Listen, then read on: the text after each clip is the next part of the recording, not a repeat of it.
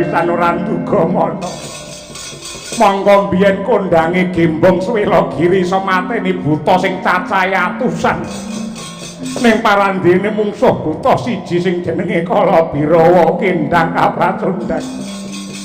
Hanuman kaya ngono ki bobote ling labuh lawan Petruk kantong bala. Kowe kendang aku ya bakal sabela. Kalabirawa karepmu piye?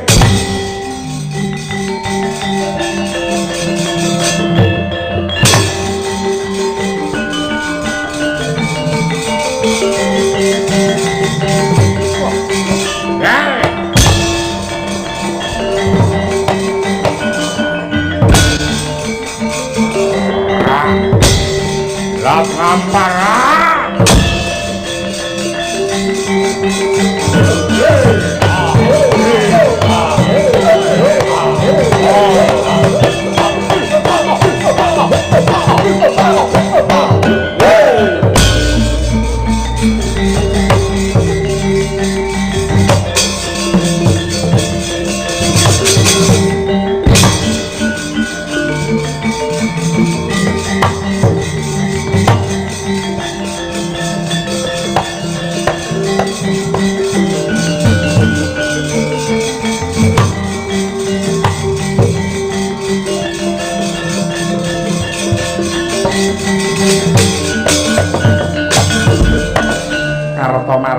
wonten dawuh paman.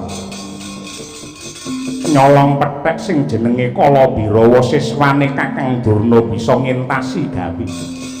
Ndak sawang iki mawan Oman klawan Petruk kendang kapracundang embuh ana ngendi tibane. Mbok menawa besok lamun to bali, baline wong karyaran. Inggih lajeng keparingipun kados pundi?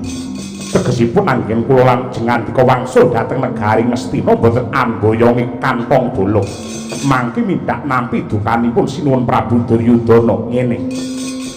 Tetep ana sing dadi wakil kados pundi? Kowe kelingan ora ponakamu Lesmana Mandra Kumara, putrane angger anak Prabu Duryudana biyen nate edan kepayang ngengleng bingleng. Kedanan kelawan bojone Petruk ya kuwi Purantawati, merga Purantawati iki putrane Ratu Ndarawati. Gandeng sing lanang ilang, kae Purantawati rangketen gone Ngastina mengko aturna karo Mama Ngamulesmana Mandra Kumara men dipalakrama mindah kaya apa marme rasane nggih.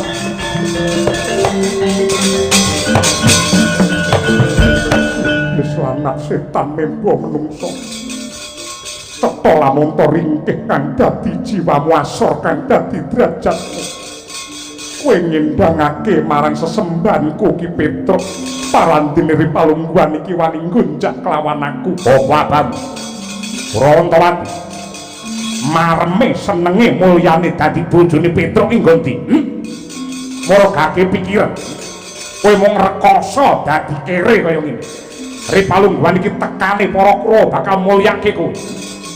Kowe calone dadi ibune sak negara-negara Ngastina. Merga kowe bakal digarwa dening sesembahanku Angger Lesmana Mandra Kumara ora sukses. Arek.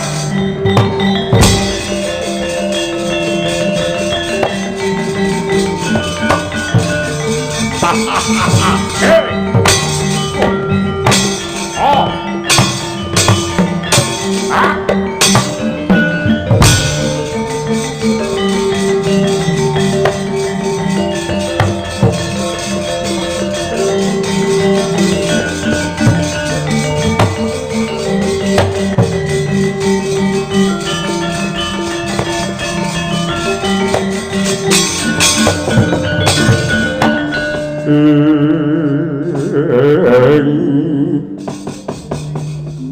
Ratri gumulung mangrempak ing wadya mangrempak ing wadya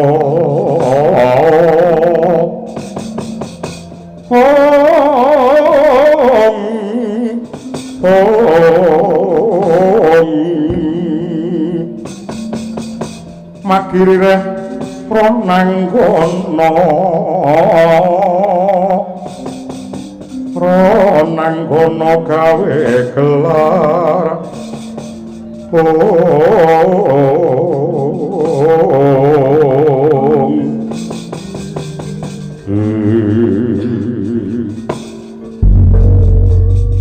jagat Dewa Bathara ya jagat Mangestungkara babar pisan lengkung kusuma atmajane Kanjeng Rama Petruk kantong bolong ora nduga mono lamun to ing pecuk-pecuk ilang kahanane dadi ribet peteng dedet kaya mengkene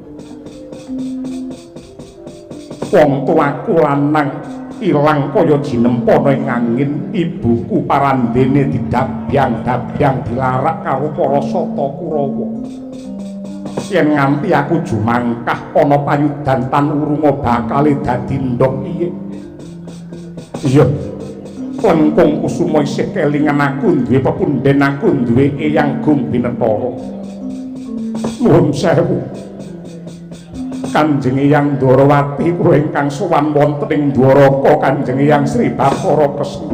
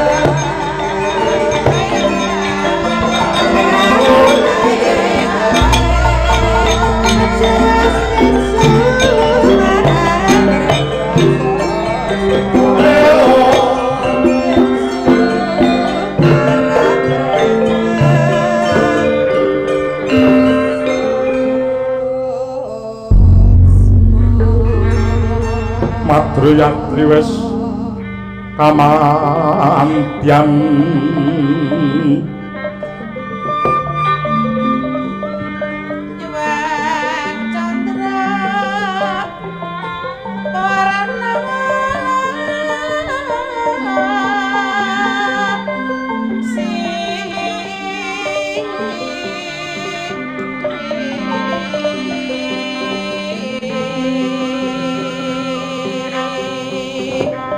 kawula nuwun sewu amit pasang kalimantabi tinebening tuwak manut dumawing tawang kuwang Kanjeng Hyang kula ingkang sowan wonten ing negari Dwarawati sembah pangabekti kula mawan tuwa kunjuke ya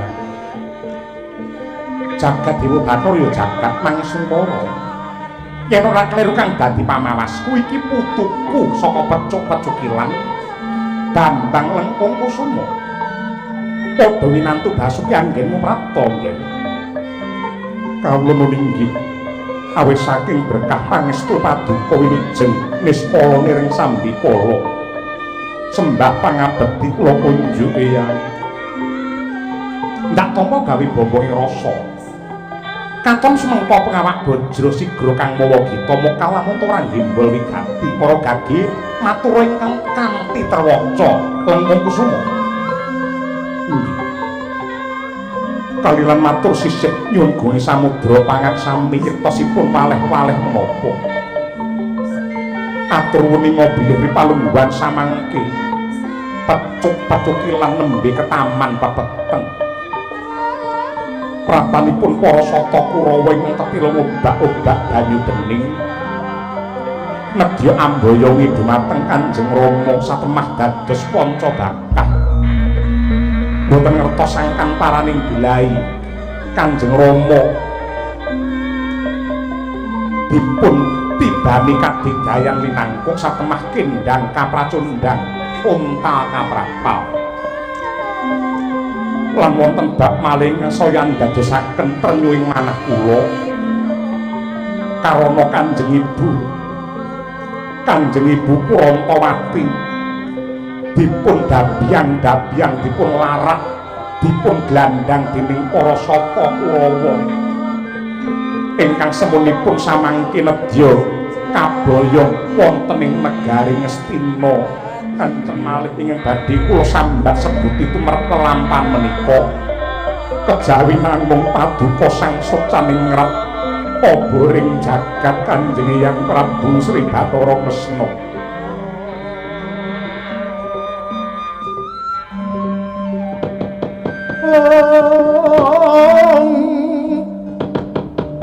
eka bumi duwi sawah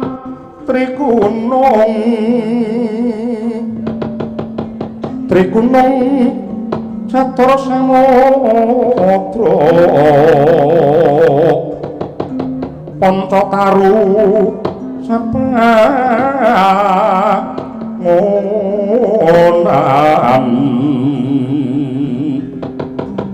Sabta Pandita Hasta Tawang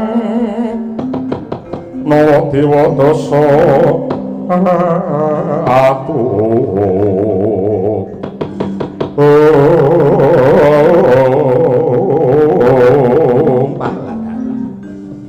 jagat Dewa Bathara ya jagat Mangisungkara babar pisan aku ra ndugumana lamun to kaya mangkono kahanane ana ing pecuk-pecukilan Satyaki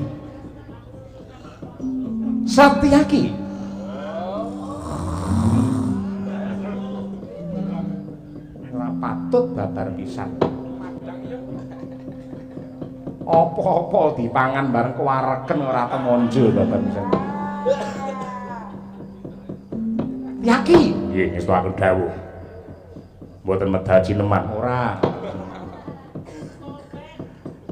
ripalungguhan iki aja mung mangku tangan mesake si Purantawati ingkang semune didabyang karo para sata Kurawa andadekake Lengkung Kusuma iki tawang-tawang tangis keparengipun kados pundi kula namung badhe nderek Lengkung wonten dawuh ya nadyan kaya ngapa lan kepiye aku ora bakal tumindak grusak-grusu ndak malah kesluru tumuju marang dalan kleru tetebak iki bakal ndak sora widekake marang eyangmu Klampis Sireng Semar Badranaya. Ing atase pecuk-pecukilan kahanane kaya ngono, kok Semar ki meneng bae iki lagi ewoh apa?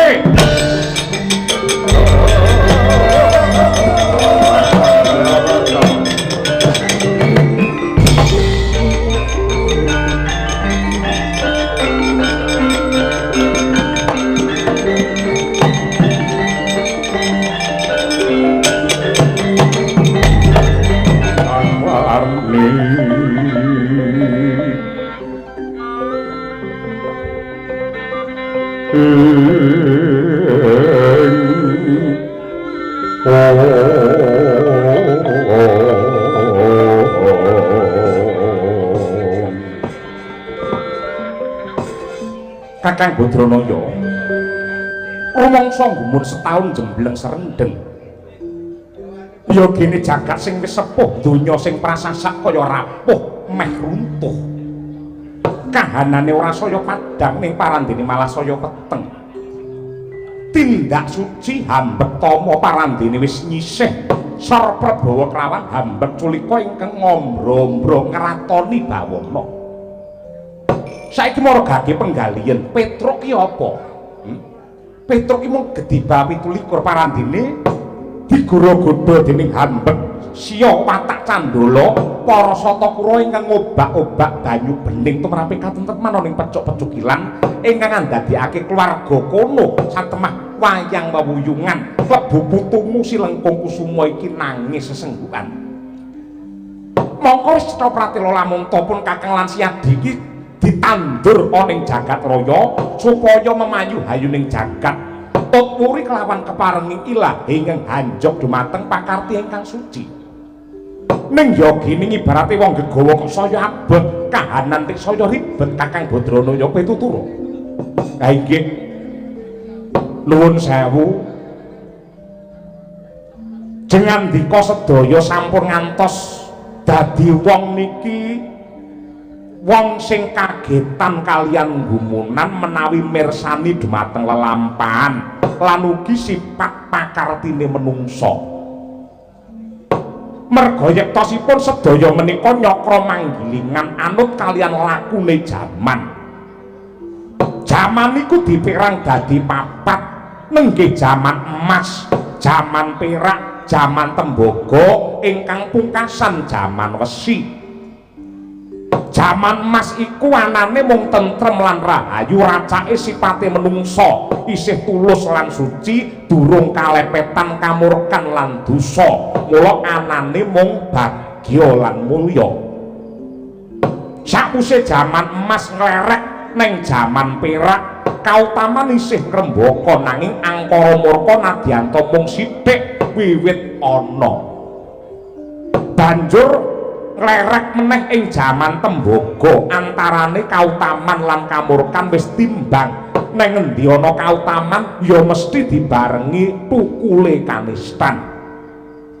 Ingkang saklajengipun ngancik jaman wesi, kautaman wis kegiles dene kanepson lan kamurkan, menungsa ngakune ya padha mengiran karo Gusti, ning sejatine iku mung kanggo kudung lan amping-amping anggone mengiran karo kadunyan lan derajat pangkat. Nanging gandeng lakune jaman niku nyakra manggilingan kaya dene ubenging roda. Mula yen jaman wesi niku sumisih bakale balik melih wonten ing jaman emas. Jaman emas ingkang kebak karahayon. Nadyan lumakune jaman kaya mangkono yektine kabeh mung gumantung menungsane dhewe. Merga pangeran ora bakal ngowahi lelakone menungsa yen menungsa dhewe ora gelem gumregah kepengin ngowahi nasibe. Ewa semanten suwe lan orane lakune jaman papat niku wau ditemtokake dening menungsa kari menungsane pengin jagat iki rahayu apa pancen ngejak rusak-rusakan sinuwun.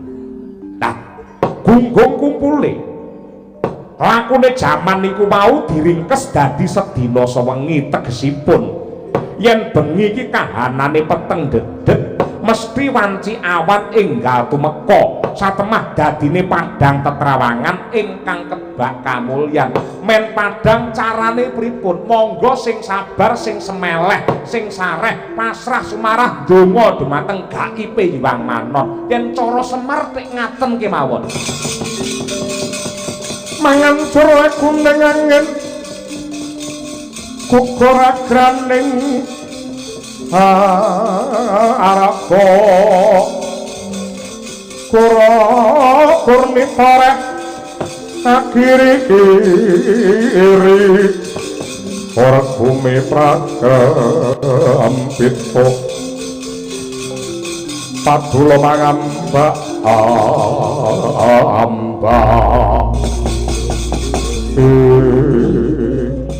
Kakang Badrana kabar ingkang semebar warta ingkang rata anak lanang Petruk kampung bolong ilang kaya jinempa ning angin tanpa kabar sinusul mantumu Endang Kurantawati uga diglandang karo Hambeksia para Sata Kurawa.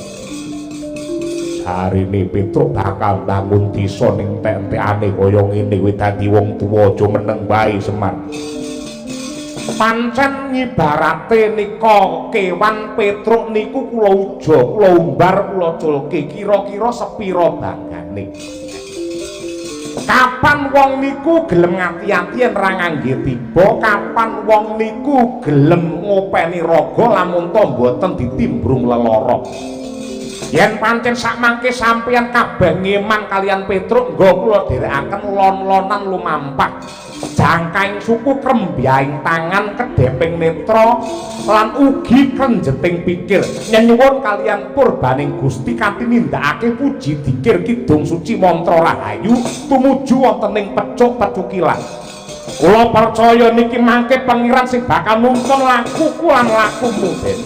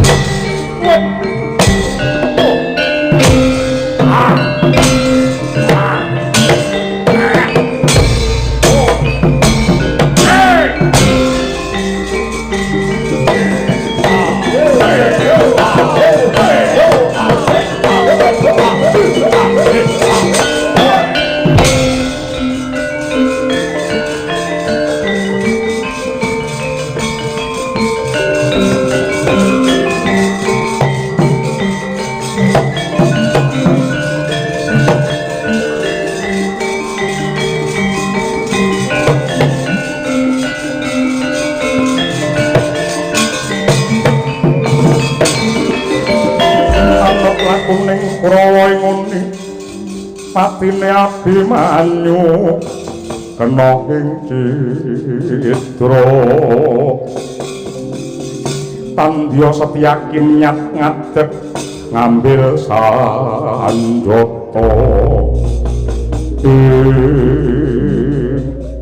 aduh Koko Prabu kula nyuwun pengayuman nembe menika kula kaprawasa saklebeting payudan tanding karo sapa kok gudres getih kaya mengkono Tyaki kaliyan siswa Sukalima siswanipun Guru Durna kala Birawa kadidayanipun ngidap-ngidap kae dudu kowe tandingmu nyingkira adepane dhewe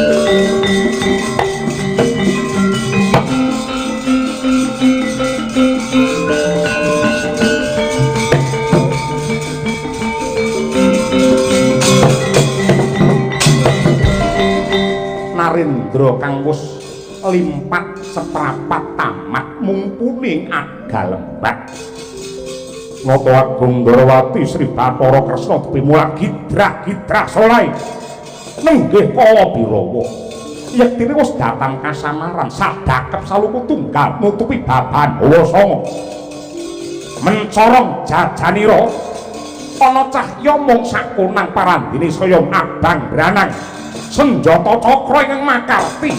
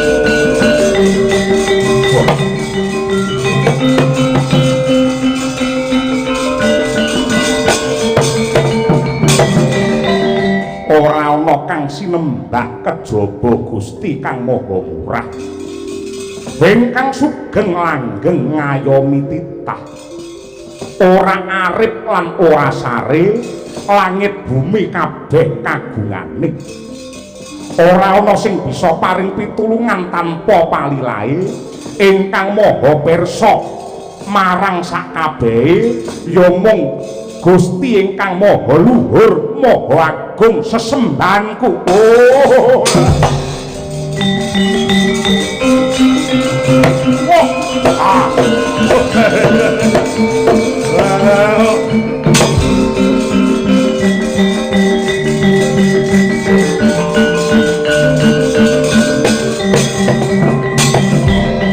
Aku tobat kakek Semar, aku tobat.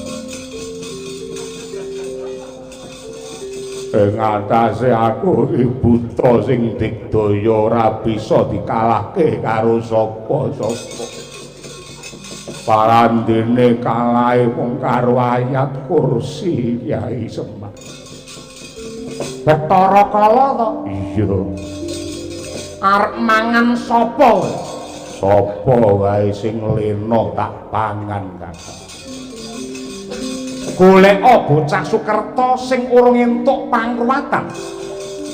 Zaman saiki golek bocah Sukerta ki angel mergo racake mesti kedisikan karo dalang ruwat. Wetengku luwe ora entuk pangan ki piye Kyai Semar? Kowe arep golek wareg. Ayo ki nyambung urip.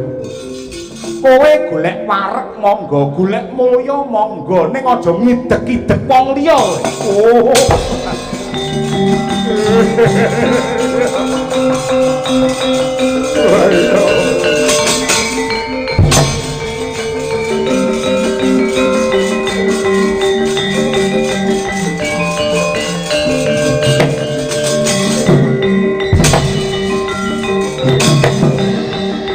Rahina semu banggang harumno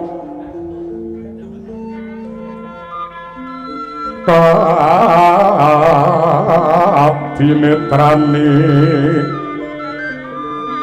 uga rapuh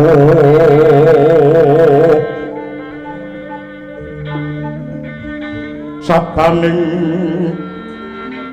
kukiloring kanikara sakatar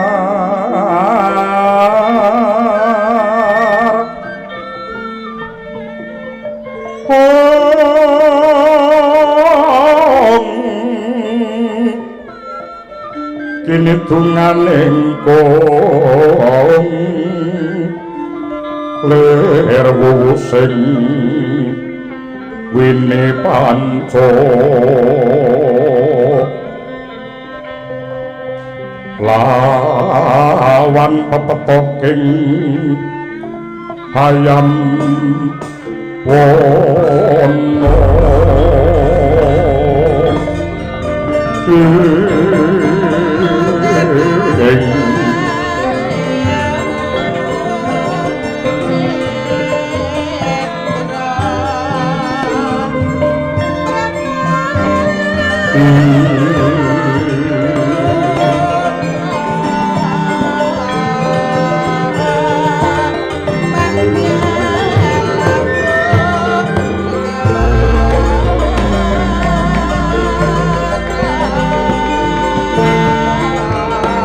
Arate mambang semuluk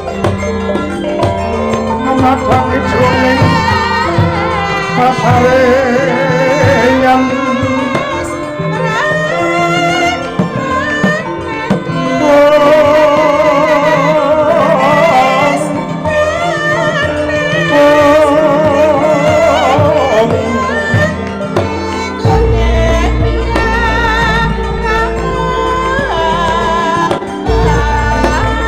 nani wakono romo-romo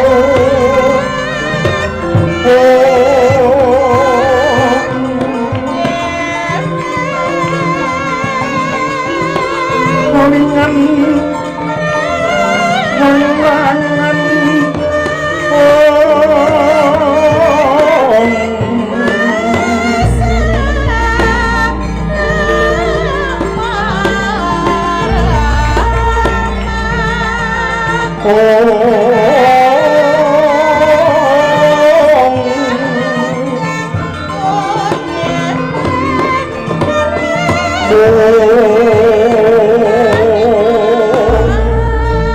lintang panjlahina wis kekejer ing awang-awang tumlawung mangklung kekayon kaya-kaya sungsasmita lamun gagak wis meh bangun injak rembulan gumlewang lak nggiling gunung maruta ngidit kaya ngbuka saisining jagat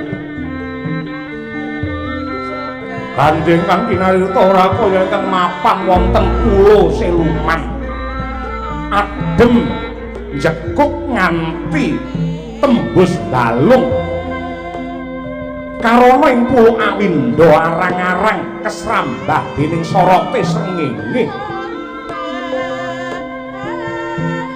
ingkang rawa birawa wujud raseksa nenggih tetungguling para Gandharwa jejuluk Gandharwa Raja Supala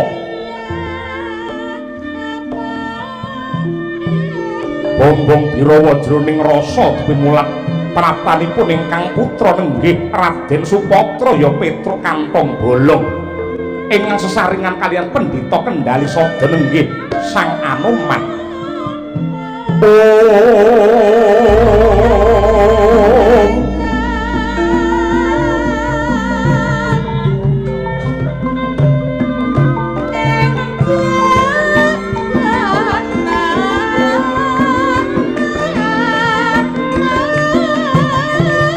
langening kalangganan gelar pangga moncar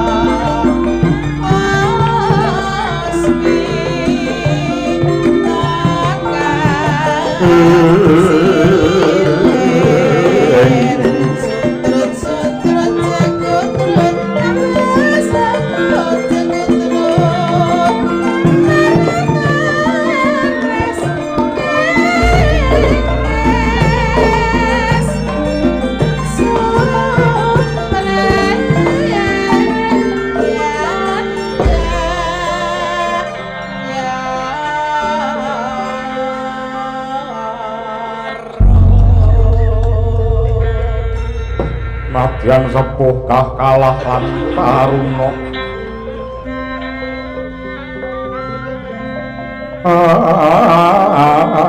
asta tregel yen kesel ngewel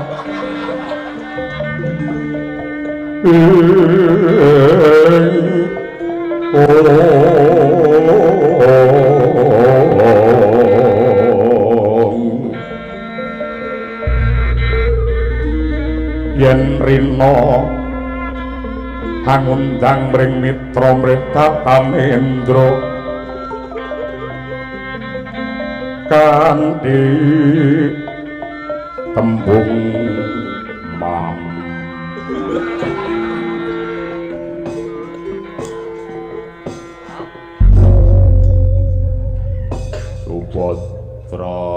Subhadra inggih Rama bekti kula kunjuk Rama natampa gawe bombong ing rasa iji kelingan karo pakmu nggih paduka pekunden kula Gandharwa Raja Supala ora ya mure wingon-ingonmu kok piye menika pendhita Kendali Sada naminipun pun Anoman sing biyen kondange Gimbong Swelagiri inggih aduh penemban kula ngaturaken kawilujengan inggih sowan kula wilujeng boten langkung salam taklim kula katur Sang Gandharwa Raja nggih dawah sami-sami kangen karo bapak apa piye Rama sampun cetha pratela bilih Petruk menika yektosipun dudu menungsa nanging kula menika trah utawi darahing Gandharwa utawi darahipun lelembut menapa sampun kinodra dening jagat yen bangsane jin bangsane Gandharwa kaya kula ngeten iki yen urip kudu disia-sia kalian menungsa wiwit kuncung nganti gelung parandene kula babar pisan mboten nate nemu bejo ing atase wong anteng meneng jujur kendel wonten griya parandene isih diobak-obak anggen kula pengin mujudaken banyu bening wonten ing pecuk-pecuk kilat dening para santa Kurawa satemah kula kalian penemban Anoman menika kendang kapracondang apa yen pancen derajate Gandharwa derajate kewan ngoten niku kudu diiles-iles kalian menungsa Supadra kowe aja nglokro kowe aja kendho ripalungguhan iki bakal tak jlentrehke bab titahing Gusti ingkang sinebut manungsa jin kelawan iblis pedhake Sang Adam sinebut menungsa dumadi saka lemah utawa lempung ingkang pinaringan piranti genep mula derajate lan kasampurnane dhuwur dhewe banjur jin mono cinipta saka panasing geni utawa uruping dahana lan uga ngertenana ngger Supadra yektine jin mono sipate padha kelawan menungsa tegese ana jin sing gelem manembah nanging uga ana sing nyingkur marang pangibadah ewadine ingkang sinebut iblis iblis kuwi jin sing ora gelem tunduk marang pangeran manut sejarah nalika mbiyen jin kuwi makhluk sing derajate dhuwur dhewe lan cedhak karo pangerane nalika Gusti merintah marang jin supaya sujud marang Sang Adam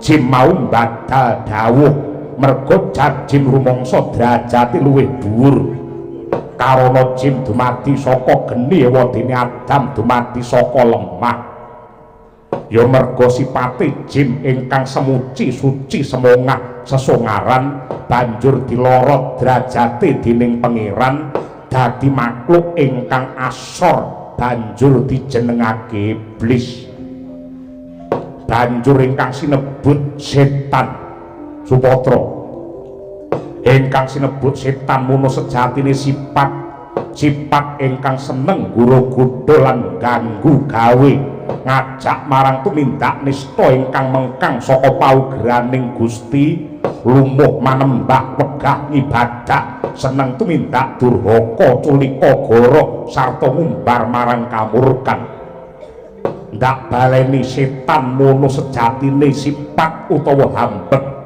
bisa manjing marang jin uga bisa bleger wujud menungso. Mula kang mangkono saka pitungku makluke pangeran mono derajate bisa mulya lan nista mung gumantung pakartine dhewe. Nadyanto wujude gandharwa utawa jin nanging lamun tok bisa ngipatake panggodane sifat setan yekti jin mau dadi titah ingkang mulya. Kosok baline Nadyanto blegere menungso nang yen jiwane dikendhaleni kelawan setan yekti manungsa mau dadi nista-nistane makhluk sapatra. Tan samar pamoring suksma sinuksmaya winaya ing api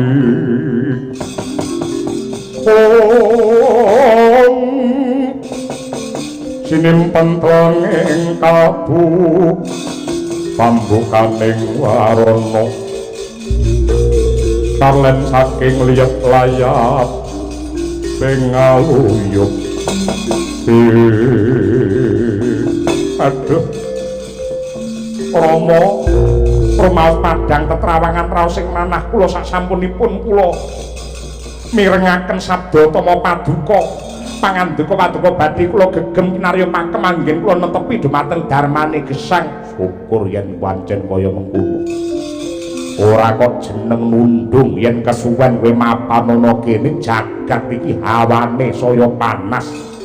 Merga sing diantu-antu dening jagat saisine ya mung pangayomane Petruk.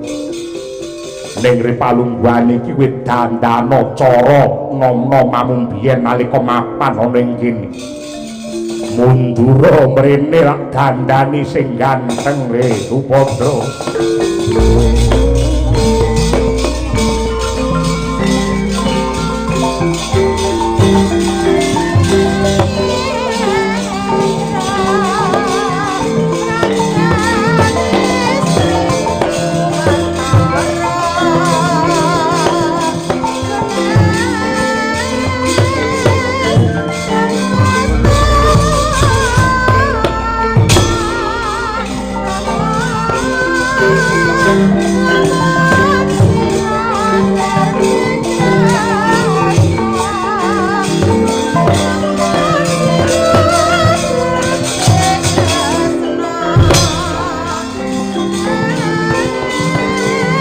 Ayu lan rahayu Supadra nuwun pamit Rama.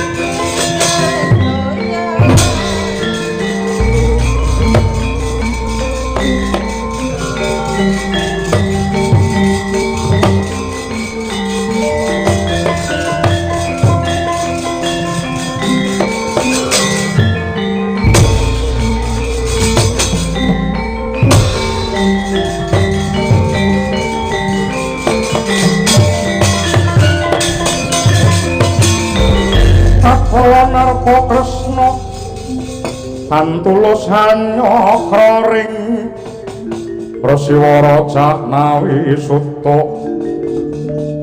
kang munggah kaliyeng rata mengko dhisik iki ana pawongan ana noman sing gagah perkosa semune gedhe pangaribawane para gaki sajarwa kowe iki sapa kisana lho inggih dipun tepangaken sinuwun Prabu Ndarawati kula menika lari kliyang kabur kanginan kandhang langit kemul mega mboten dadah ora pernah randi omah ning anggen kula mapan wonten ing Arsapada menika netepi Darma Lelana tegesipun tetulung dumateng sinten kemawon ingkang betahaken banjur asmamu kekasihmu sapa nami kula pun Bambang Lintang Bladu Bambang Lintang Bladu nggih Kyai Semar nggih kok nyala wadi ngatasé pawongan tek semune dimong karo dewane ha nggih niki semune dadi bocah sakbaene banjur nemoni kelawan Ratu Ndarawati perlu apa Lintang Bladu gandeng sampun cetha pratila bilih paduka menika titising Sang Hyang Wisnu dewaning kabagyan ingkang rinten dalu tansah memayu hayuning bawana kula kepingin tuk wuri nderekaken paduka anggenipun netepi Dharma suci kula badhe suwita wonten ngarsa paduka yen pancen bakal suwita marang Ratu Ndarawati jer Basuki mawa biya klakone panjangka kudu mawa pangorbanan kowe ndak tampa pasuwitanmu paton bisa ngrebut bali ya kuwi bojone Petruk sing jenenge Purantawati sing ripalungguhan iki diglandang dening para Kurawa ning Ngastina kula supados ngrebut Dewi Purantawati ya menawi kula pikantuk damel hadiahipun menapa tak wenehi randane Petruk kowe tak wenehi randane Petruk karo dukuh sing jenenge Pecukilan tak wenehke kowe wis akan dawuh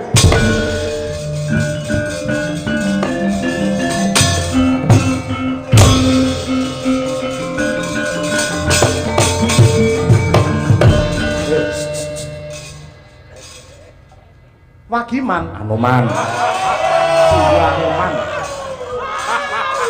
ora petuk kaya ngono kuwi ora kose ta iki mau sing kok tutke iki sapa lho sampun ngendika kali jenengan ngoten kok lah iya Bambang Lintang Bladu kowe ra Anoman lho sanes lho dudu kakak sinten kok madha rupa iki mau Lintang Bladu lah kowe sapa kula Lintang Asmara kancane mbowot nek ngono kancane mbowot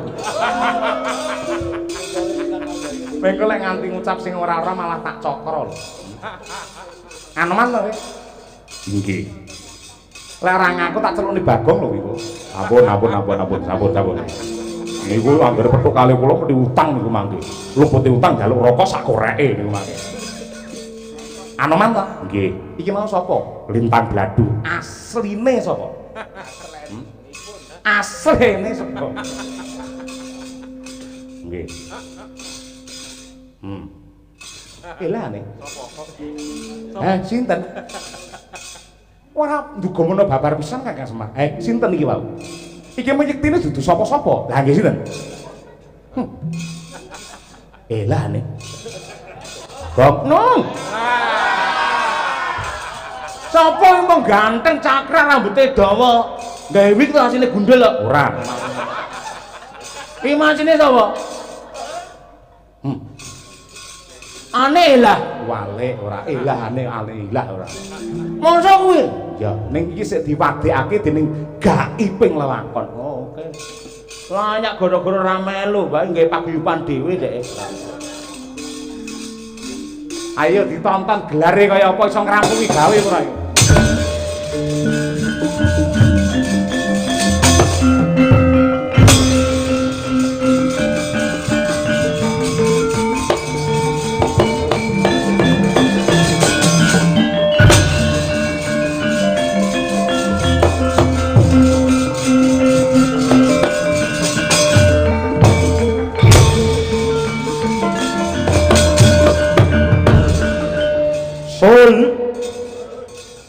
Purantawati iki sapa?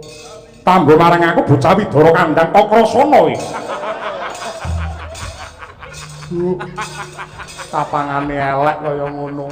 Napa apa penting nek disimping. Dadane lombo nganti kaya tenis meja. Aku Bambang Lintang Bladu. Sopo Bambang Lintang Bladu? Oh, Bambang Lintang Bladu. Bladune munggah Bladu. Aku njaluk tulung Bambang Lintang Bladu. Njaluk tulung apa? Aku dioyak-oyak karo Lesmana Mandra Kumara mula kang mangkono aku njaluk tulung marang kowe Bambang Lintang Bladu. Apa ngejer Basuki mawa bea aku adunya ri palungguhan iki yen aku iso ngalahke Lesmana opahe apa? Yen kowe iso ngalahke Lesmana ki tak opahi bakale kowe ki tak pek bojo ki tak suwitani. Suwita karo sapa? Suwita karo Bambang Lintang Bladu. Mandura, Mandura. Oh iya.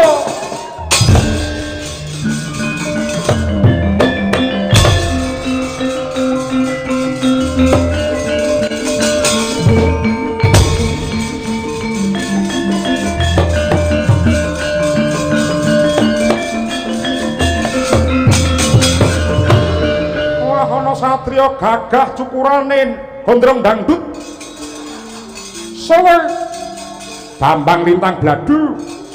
Oh, Bambang Lintang Bladu ora ngono, Bambang Lintang Bladu. Oh iya, Bambang Lintang Bladu keduren tak jaluk Prantawati ulungke bareng karo ilangi nyawani Bambang Lintang Bladu.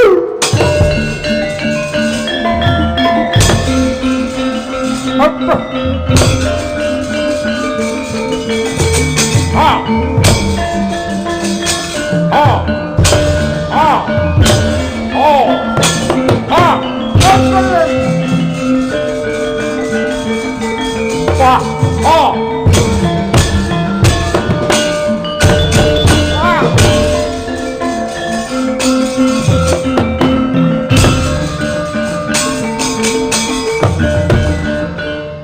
Karo sapa le Cak Bagus? Motor ngerti sangkan paraning bilai wonten durat moko manjing wontening kasatriyan kula. Apa? Mboten wonten sanes kejawi naminipun Bambang Lintang Bladu. Wah, Bambang Lintang Bladu. Mboten ngoten. Bambang Lintang Bladu. Wah, edian tenan jenenge Bambang Lintang Bladu. Nggih, niku. Kurawa cekelen e.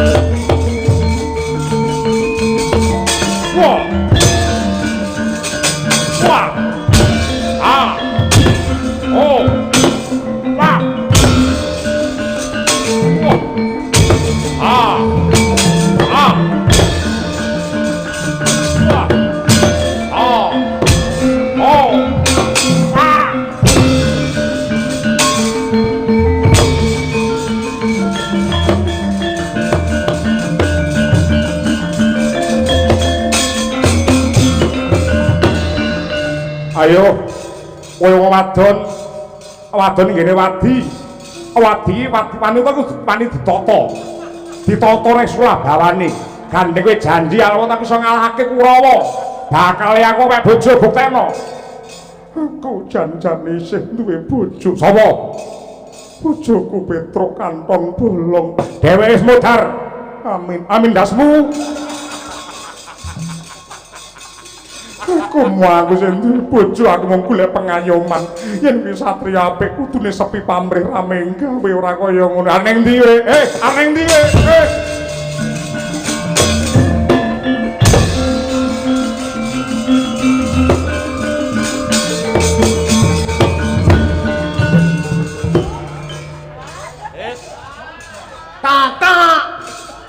Kon ndi, Mbak? Adikku cah bagus Bagong. Ana wong orang tata nguncak bakal ngepek bojo karo Mbak Yumu. Lah nek. Sapa kuwi? Ya kuwi sing jenenge wong kleyang kabur kanginan sing bisa ngundurake para sata Kurawa. Lah nek. Jenenge Bambang Lintang Bladu. Lah nek. Aku tulungono gong dheweke ngoyak-ngoyak aku arep ngepek bojo karo aku. Lah nek. Mundur ah. Kaya apa? Wong aku sing dane ngesir kan biyen rawani omong kok melar dipek. Kowe bak isir karo aku to. Ngepi ding ngene iki, ngepi ding ngene iki. Aja bunuh diri, aja bunuh diri. Ndase digedhuk-gedhuk. Ngepi ding ngene iki.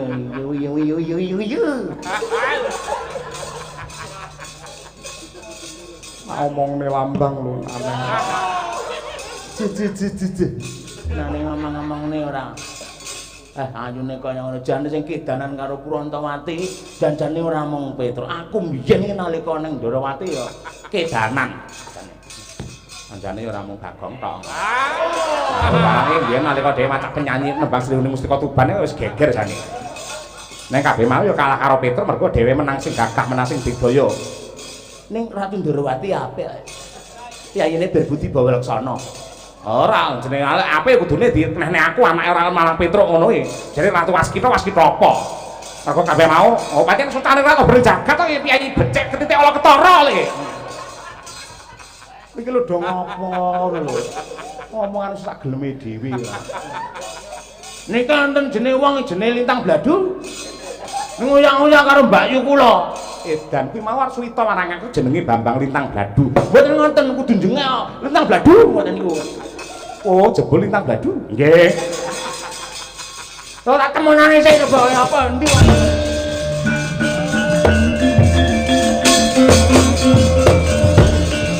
Yen anake ora kene aku nyapa to. Mbok kene aku ambak kaya ngene ning tanggung jawab ngono. Apa-apa ing ngrampungi, ambil campur sari barang lho aku iki. Moh mergo sing jenenge Purantawati senengane numpak gren. Sing enek kacane ngarep. Ora.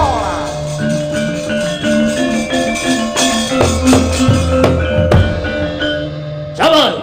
Bambang Lintang Bladu. Wis sapa? Jenengku Bagong. Kowe arep menyang endi? Hamba. Dek.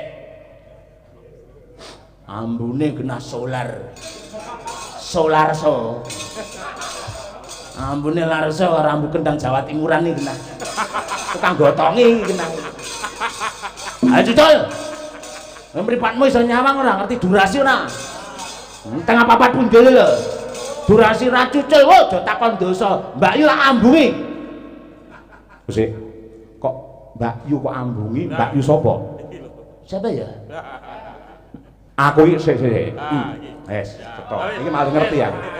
Aku mongko Petruk. Mbak Yumu ki mongko sing jenenge Purantawati. Kowe arep seneng karo Mbak Yumu dhewe jare. Ora.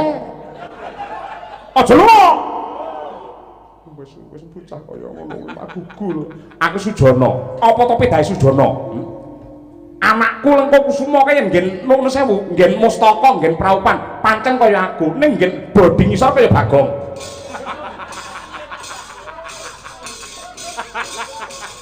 Aja omong sing ora-ora iki kandha awake dhewe hubungan apa-apa. Omong. Sejatine aku kowe blas rene hubungan apa-apa. Dheweke pancen nuwun sewu ya, Truk. Aku jujur ning aja nesu lho. Asline Mbak Yu blas ora ngrespon karo aku, blas. Lah kowe aku ngakoni asline ya seneng karo Mbak Yu nek dhek ora ngrespon. Tegese iki bertepuk sebelah tangan. Kowe biasane nekat ora iso tangan loro nggih bubuk kowe. Ora yakin, aku yakin demi Allah. Wis seneng karo Mbak Yumu to? Ora. Bijak. Nek bijak-bijak ngono dadak sumpah kaya ngono kuwi. Aku ora yakin, aku ngerti karo jenenge Mbak Yuku. Lah kowe biasane klithah-klithih ngono ya. Ya rasa ngono. Pancen aku pak ngene bojo tak openi apa piye ya. Openi apa piye ben nyindir campur sari ngono. Wong dugal-dugal kene ndarane pirang-pirang arep metu bola-bali ras do metu. Terbang metu. Mesti kowe geger terus. Senengane gawe kisruh. Dereng Gus, dereng. Gus, dereng Gus. Ayo ngalih, itu cerong penting.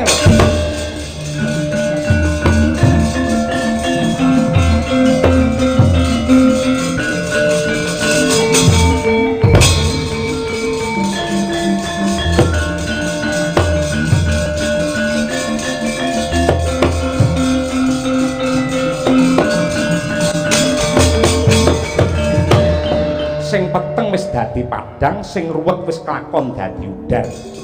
Nadyan kaya ngapa lan kepiye gedhe labuhe Petruk kantong bolong ora mung dandani utawa mbangun desane ning kepara bisa dadi srana slamete negarane merga pakartine sta budi candala ingkang ditindakake dening para Sata Kurawa. Nggih. Tetep kula nyuwun pangestu dhumateng para pinisepuh kakene Semar, Sinuwun Prabu Ndarawati, Ndara Werkudara lan sedaya kemawon anggen kula nedya ya nggih menika mbangun desa menika mugi-mugi kalih saking bebaya mboten namung mujudaken bab ingkang manfaat kemawon nanging barokah tumrap sedayanipun. Anggene Petruk mbangun wujudipun desa mugi anyrambahi kayuwanan katentreman wonten ing Pelok Sari Senting Sambi ing Laladan Boyolali wontenipun namung hayu-hayu lan rahayu sedaya para kawula manggih Basuki lan mliginipun Bapa Suyatna wontenipun namung Bagya Mulya lair Batos ing Salaminya.